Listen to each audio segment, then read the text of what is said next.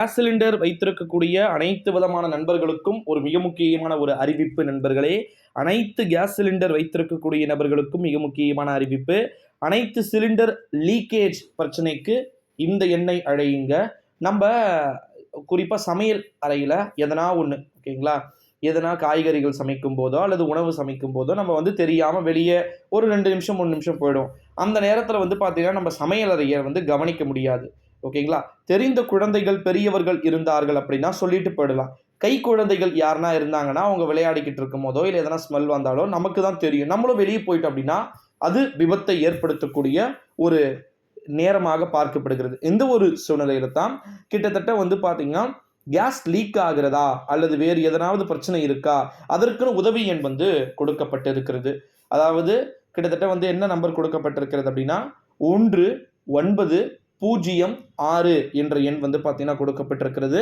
இதில் பார்த்தீங்கன்னா கேஸ் எதனா லீக்கேஜ் ஆகிறது அப்படின்னா உடனடியாக நீங்கள் எமர்ஜென்சிக்கு நீங்கள் உதவி எண்ணை அழைக்கலாம் அப்படின்னு சொல்கிறாங்க. இப்போ நீங்கள் ஃபோன் பண்ணிங்கன்னா இதுக்கு ஒரு ஆஃபீஸர்ஸோ இல்லை அதிகாரிகளோ யாரோ பேசுவாங்க. கேஸ் புக் செய்யும் பதிவை செய்த ஃபோன் நம்பரை கேட்பாங்க. நம்பரை நம்ம சொன்ன உடனே நம்மளுடைய அட்ரஸ்ஸு அப்புறமா நம்முடைய பேர் இவற்றை கூறி அனைத்தையுமே பார்த்தீங்கன்னா சரிபார்ப்பாங்க. அது மட்டும் இல்லாமல் இன்னொரு மிக முக்கியமான அறிவிப்பு என்ன அப்படின்னா, இதுக்குன்னு ஒரு ஆளை அனுப்பிச்சி விடுவாங்க. ஓகேங்களா, அவங்களுக்கு நம்ம எந்த விதமான பணமும் கொடுக்க வேண்டிய அவசியம் என்பது கிடையாது.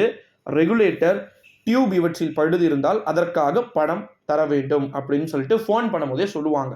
ஓகேங்களா, இல்லை அது உங்களுக்கு சொல்ல தெரியலனா செக் பண்ணி பார்த்துட்டு போகும்போது அவங்ககிட்டயே ஃபோன் கால் பண்ணி கொடுத்துட்டு இதுக்கு எவ்வளோ அமௌண்ட்டுன்னு சொல்லிட்டு கேட்பாங்க. அடுத்தது சில நொடிகளில் உங்களுக்கு ஒரு ஷார்ட் மெசேஜ், அதாவது குறுஞ்செய்தியும் விடும்.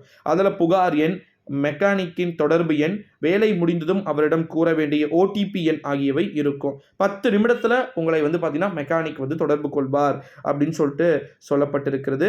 கிட்டத்தட்ட இந்த சேவை பற்றி யாருக்குமே தெரியாது, உங்கள் அனைவருக்குமே தெரியும் அப்படின்னு நினைக்கிறேன். ஸோ அதனால் மறக்காமல் இந்த வீடியோவை உங்கள் ஃப்ரெண்ட்ஸ் அண்ட் ஃபேமிலி எல்லாருக்குமே ஷேர் பண்ணிக்குமாறு கேட்டுக்கொள்ளப்படுகிறது. ஏன்னா கிட்டத்தட்ட நாடு முழுவதுமே கேஸ் சிலிண்டருடைய விபத்து ஏற்பட்டு மட்டுமே ஒரு நாளைக்கு ஒரு மரணமாவது நடந்து கொண்டு இருக்கிறது. தமிழகத்திலையும் சரி மற்ற மாநிலங்களையும் சரி விபத்துக்கள் என்பது நடப்பது அப்படின்றது யதார்த்தம் தான்.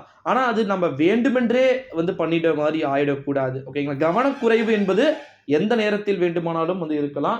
சமையல் நேரத்தில் பார்த்தீங்கன்னா இருக்கக்கூடாது.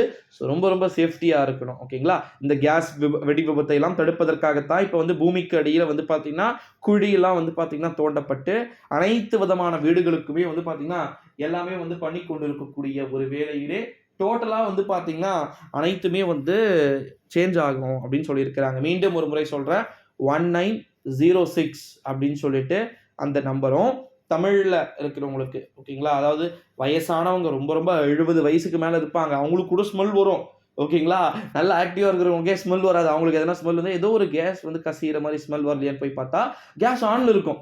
நம்ம ஒரே ஒரு தீக்குச்சி பத்திக்குச்சுன்னா தீக்குச்சி பத்திக்காதடான் அவ்வளோதான் முடிஞ்சிச்சு. ஓகேங்களா, ஸோ அதனால் அந்த மாதிரி வேலைகள்லாம் இருக்கக்கூடாது. வெயில் காலம் வேற, ரொம்ப உஷாராக இருக்கணும்.